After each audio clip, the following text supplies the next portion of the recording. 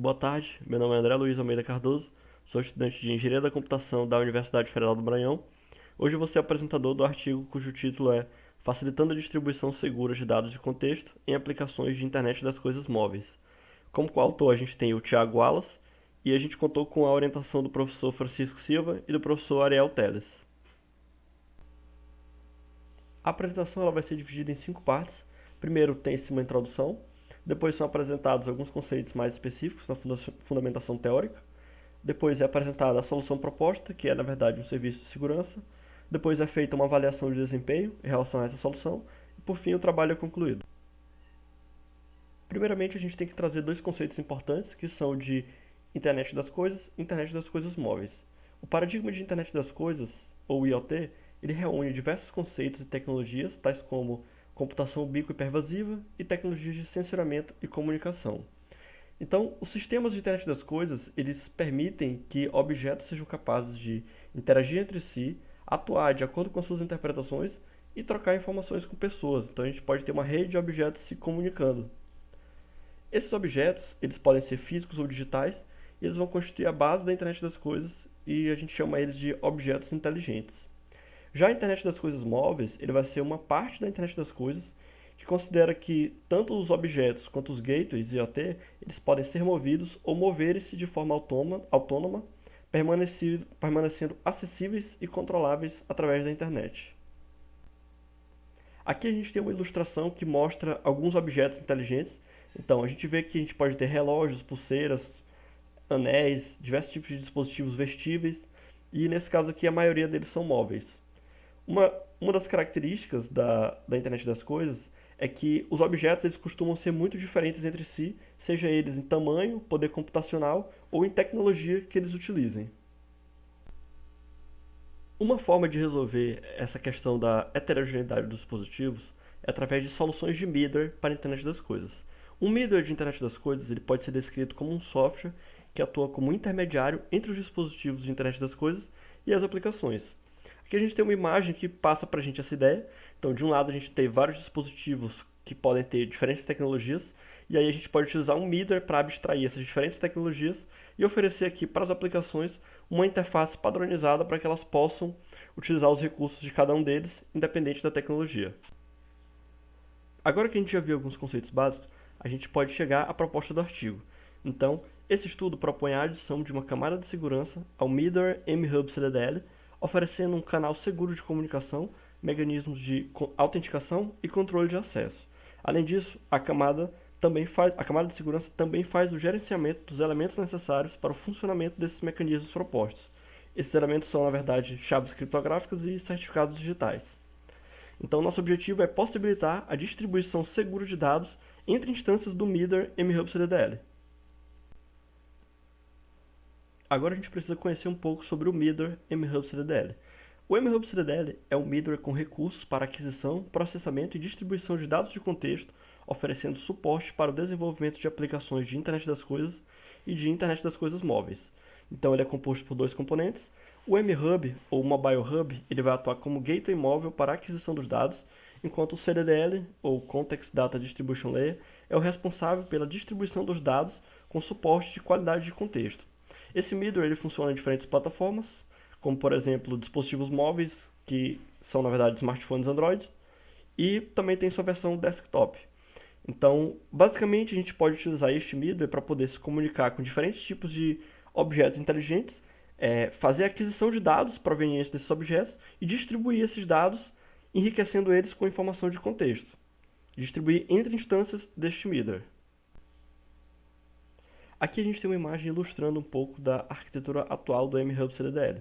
Então aqui embaixo a gente tem o Mobile Hub, que através dessa interface S2PA ele vai ser responsável por abstrair diferentes tecnologias de comunicação de curto alcance, como por exemplo Bluetooth clássico, Bluetooth Low Energy, e no caso dos smartphones ele consegue também acessar dados provenientes dos sensores internos do dispositivo e fazer leitura desses dados.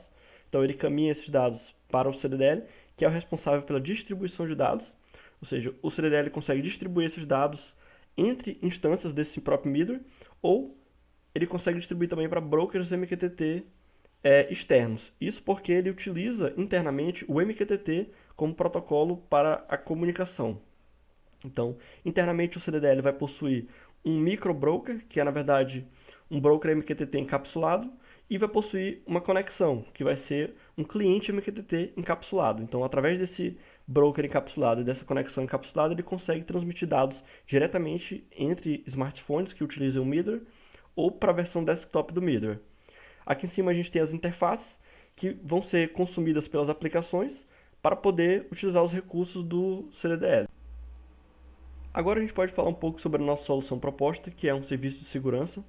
Então, nosso objetivo era acrescentar mecanismos de segurança para que a gente possa distribuir os dados de maneira segura utilizando o Middleware mHub CDDL, que não contava com nenhum tipo de recurso de segurança.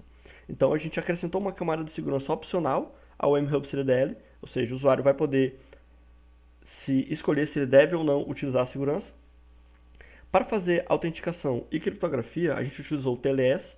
Então, o TLS, na verdade, ele é um protocolo de segurança que ele atua na camada de transporte e ele vai garantir para a gente a autenticação através de certificados digitais e todo dado que é distribuído vai ser distribuído de maneira criptografada. A camada de segurança também vai fazer o gerenciamento de chaves e certificados, que justamente são utilizados pelo TLS. E, por fim, a gente tem que ter uma forma de controlar o acesso aos dados no middleware. A primeira parte da nossa solução é em relação à gerência da segurança, ou seja, o serviço de segurança ele vai ter uma forma com que a gente possa gerenciar os elementos de segurança necessários para que o TLS possa estabelecer a conexão segura, que são justamente as chaves criptográficas e certificados digitais. Cada instância do CDDL vai ter um certificado para o usuário que está usando o CDDL e outro para a autoridade certificadora. O certificado digital dessa autoridade certificadora ele vai servir para a gente poder estabelecer a confiança com outros certificados. Então, sempre que duas instâncias tentarem se conectar, o certificado delas de usuário ele deve ser assinado pela autoridade certificadora. Caso algum cliente tente se conectar com a sua instância e ele não apresente um certificado digital assinado pela mesma autoridade que você estabeleceu a confiança, aquela conexão ela vai ser recusada. Então, dessa forma, a gente consegue garantir a segurança.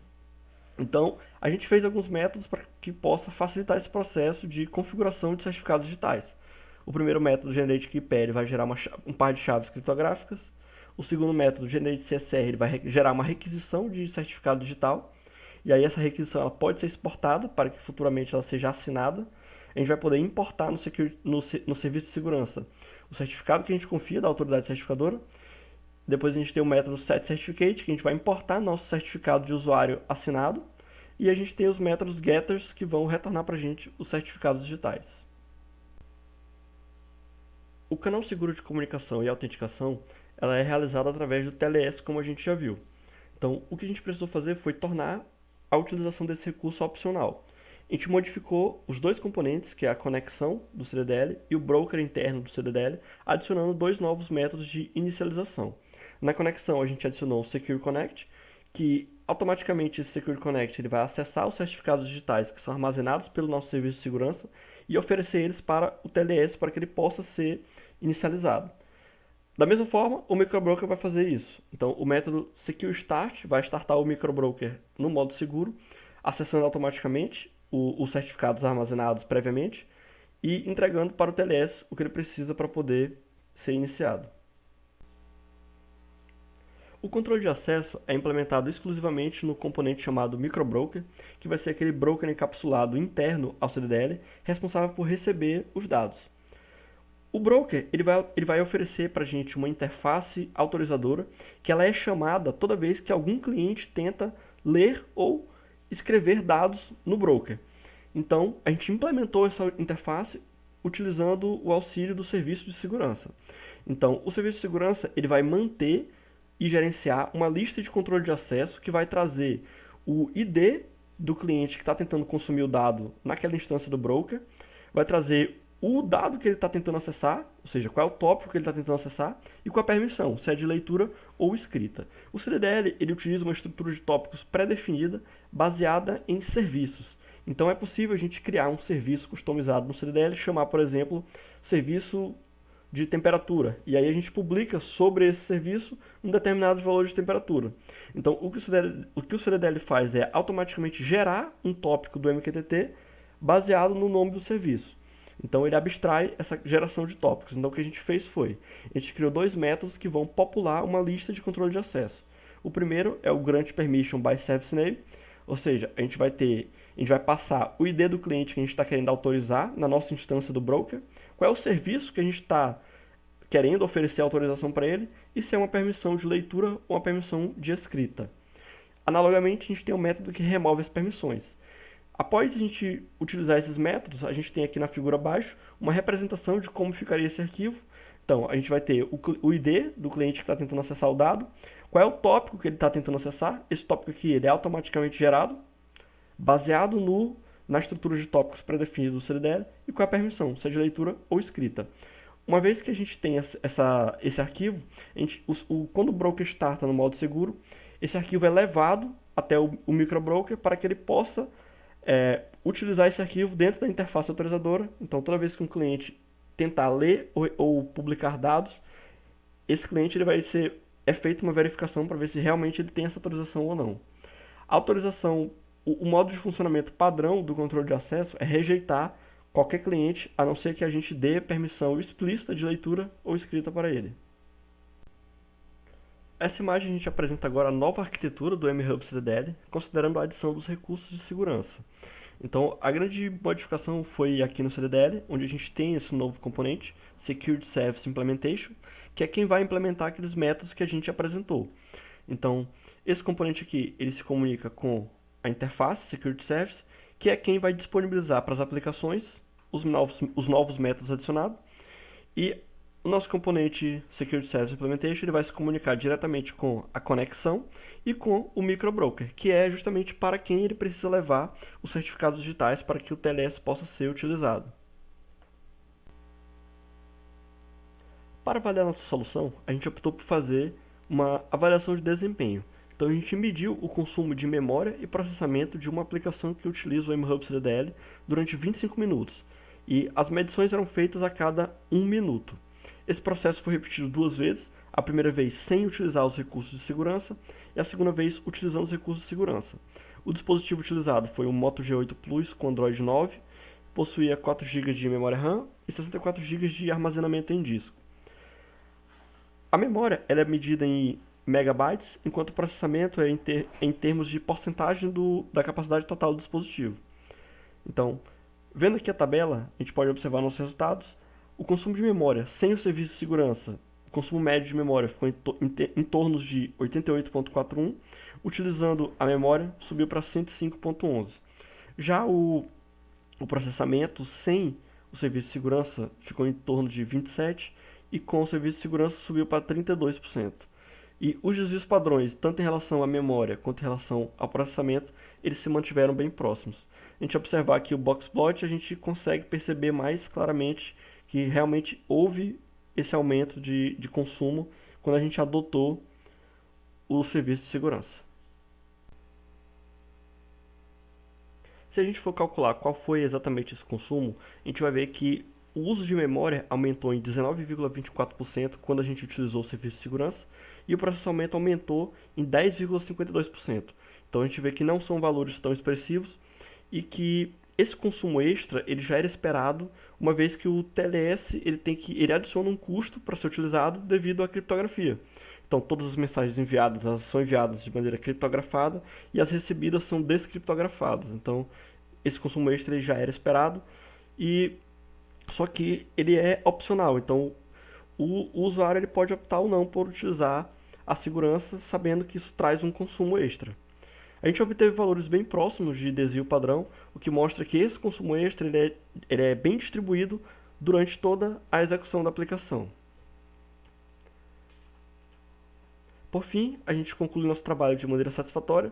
A gente conseguiu oferecer meios práticos para que o desenvolvedor possa utilizar o mHub CDDL de forma a garantir um canal seguro de comunicação, além de autenticação e controle de acesso das entidades envolvidas. A nossa avaliação de desempenho ela mostrou que ela não gera uma sobrecarga excessiva ao dispositivo móvel. E como perspectivas futuras do nosso trabalho, a gente pretende dar suporte para múltiplos certificados digitais, que atualmente a gente só consegue manter um certificado para o usuário e um certificado para a autoridade certificadora. E também a gente pretende estudar o uso da tecnologia blockchain aplicada à segurança em internet das coisas. Bom, essa foi uma apresentação. Aqui eu trago algumas das referências utilizadas. Obrigado pela atenção.